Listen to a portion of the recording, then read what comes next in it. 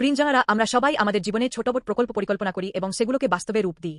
কখনো এটা কর্মক্ষেত্রে একটি বড় ব্যবসায়িক প্রকল্প হতে পারে, কখনো একটি বাড়ি কেনার স্বপ্ন, সন্তানদের লালন পালনের মতো দীর্ঘমেয়াদী প্রকল্প, অথবা আত্মোন্নতির জন্য একটি ছোট লক্ষ্য হতে পারে।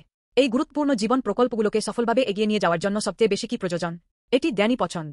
রাজা সলোমন একটি বিশাল প্রকল্প শুরু করতে যাচ্ছিলেন, ঈশ্বরের জন্য একটি মন্দির তৈরি করা। এই প্রকল্পের জন্য তিনি তীরের রাজা হিরামের কাছে সাহায্য চেয়েছিলেন। সলোমনের চিঠি পেয়ে রাজা হিরাম অত্যন্ত আনন্দিত হয়ে বলেছিলেন, ধন্য হোক সদাপ্রভু।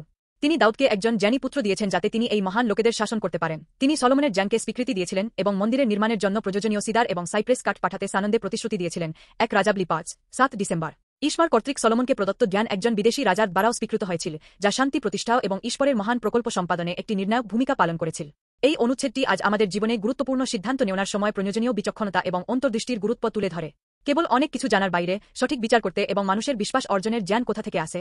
ঠিক যেমন হিরাম সলোমনের জ্ঞানকে স্বীকার করে ঈশ্বরের প্রশংসা করেছিলেন, তেমনি প্রকৃত জ্ঞান স্বয়ং ঈশ্বরের কাছ থেকে আসে। এবং এই জ্ঞান স্পষ্টভাবে দেখায় যে ঈশ্বর তার ইচ্ছা পূরণ করার জন্য বিদেশীদেরও ব্যবহার করেন। সলোমন এবং হিরামের মধ্যে ধারাবাহিক শান্তিও এই জ্ঞানের কারণেই বজায় ছিল। আমাদের জীবন প্রকল্প যাই হোক না কেন, ঈশ্বরের দেওয়া জ্ঞান কিভাবে আমাদের জীবনকে পরিচালিত করে তা উপলব্ধি করা গুরুত্বপূর্ণ। সলোমন যেমন মন্দির নির্মাণের প্রকল্প হাতে নিয়েছিলেন, তেমনি ঈশ্বরও আমাদের উদ্ধারের জন্য সর্বশ্রেষ্ঠ প্রকল্প পরিকল্পনা করেছিলেন, যীশু খ্রিস্টকে এই পৃথিবীতে পাঠানো। যীশু এই পৃথিবীতে এসে পাপের সেই প্রাচীর ভেঙে দিয়েছিলেন যা আমাদেরকে ঈশ্বরের থেকে আলাদা করেছিল। ঠিক যেমন সলোমনের মন্দির এমন একটি স্থান ছিল যেখানে ঈশ্বর বাস করতেন, তেমনি যীশু নিজেই সেই আসল মন্দির যেখানে ঈশ্বর ব্যক্তিগতভাবে আমাদের সাথে থাকার জন্য এসেছিলেন।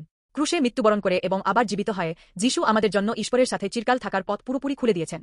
এখন আমাদের সমস্ত প্রকল্পে, আমাদের কাজ, পড়াশোনা, পারিবারিক জীবন এবং সম্পর্কগুলোতে যখনই আমরা জ্ঞানী পছন্দ করি, আমরা যীশু খ্রিস্টের মাধ্যমে বেছে নিতে এবং কাজ করতে পারি, এবং আমাদের জীবনের মাধ্যমে আমরা বিশ্বের কাছে ঈশ্বরের প্রেম এবং জ্ঞান প্রদর্শন করতে পারি।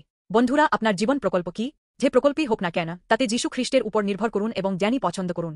ঈশ্বর কর্তৃক প্রদত্ত জ্ঞান আপনার পথকে আলোকিত করবে, আপনাকে সঠিক লোকেদের সাথে দেখা করতে সাহায্য করবে এবং সমস্ত বাধা অতিক্রম করতে সক্ষম করবে। আমাদের জীবনের প্রতিটি মুহূর্ত ঈশ্বরের সন্তোষজনক একটি পবিত্র প্রকল্প হয়ে উঠুক।